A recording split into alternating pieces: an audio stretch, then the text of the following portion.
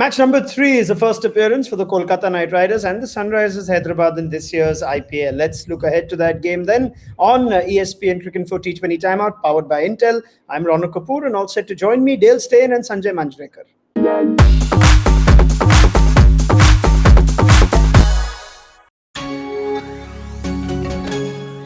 Right, gents, let's get into our first point to preview, and KKR fans would be hoping for this. Dale, we're saying that Kolkata need Andre Russell to have a big season with both bat and ball. It was an underwhelming 2020 IPL for the superstar all-rounder. They'll be looking up to him this season to have a big season, and he's super competitive. After last season, probably not having the season that he would have wanted.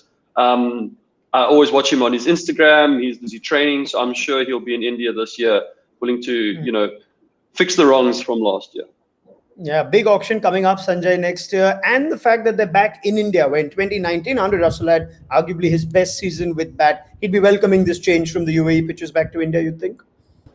It doesn't really matter for Russell, the kind of surface and ground conditions, because he's a class player, and the kind of power that he has. The boundaries also don't matter on venues.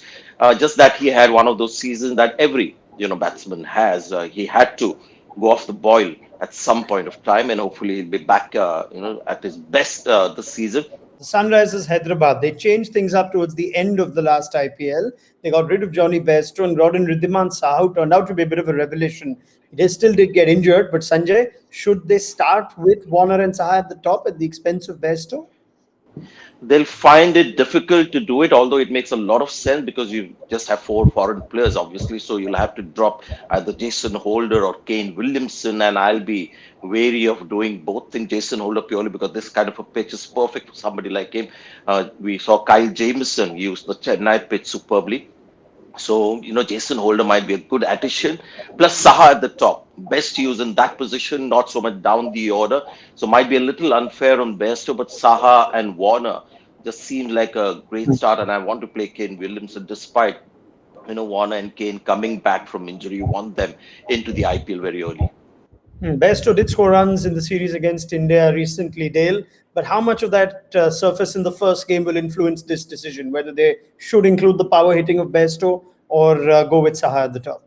I like to pick guys that are currently in form. If they're red hot in form, get them on the park. But that's the kind of headaches that they got to deal with. I also don't know whether Warner is fully fit yet or Kane. So there might be a chance for BAIRSTOW to kind of slip in there. But if they're going to go with Saha, he's best up at the top of the order. I think he scored the bulk of his runs, and then he scored hundreds there as an opening batter. So that's where you would want Saha. But it would be a difficult decision to leave BAIRSTOW out, especially of his form of late. All right. Eoin Morgan. Now, Sanjay, you brought the point. You rate him as one of the key players for KKR. If he has a good season, KKR may finish in those playoffs. We're saying that he needs to bat higher. He did put himself down to that 5, 6, sometimes even 7 last season. When you look at that batting lineup, Gill will open. They might look to again open with Narayan because Narayan's bowling has diminished a little bit in the last couple of seasons. So might as well make use of him as that sort of maverick opening batsman at the top. They've got Rana and Karun Nair as an option as well. So looking at the situation, they could push in Karun Nair to be the steady, reliable batsman. But yes, to answer your question, Eoin Morgan, number 4. If not higher, but definitely number 4. There seems to be this thing with KKR having to manage a lot of players who could be floaters, Dale. Where does Eoin Morgan's batting stand in all this? Would you like to see him come in as early, or is he best reserved for the end? I like it where he comes in at number 4. He can take a couple deliveries to get going, but we also know that he's the kind of player that he's a 360 kind of player. Again, he can come in and play those weird shots. He hits boundaries in strange places, and he's got incredible timing for someone who's got a bit of a dodgy technique in some ways. But I like him at number 4. I like Dinesh coming in with him where they can operate and keep the run rate going. And then you've got the power hits of Russell to come in a little bit later down the order. Bhuvaneshwar Kumar comes at the back of an excellent series against England. And Sandeep Sharma did an excellent job for Sunrisers while Bhuvi was injured last season. Dale, can they play both Bhuvaneshwar and Sandeep in the same 11? Bhuvi is going to start. But would you be tempted to keep Sandeep Sharma in your 11?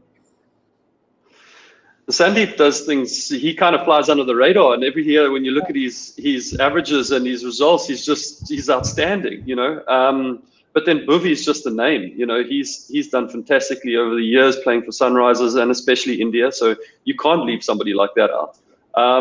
Again, I'm tempted to play both of them.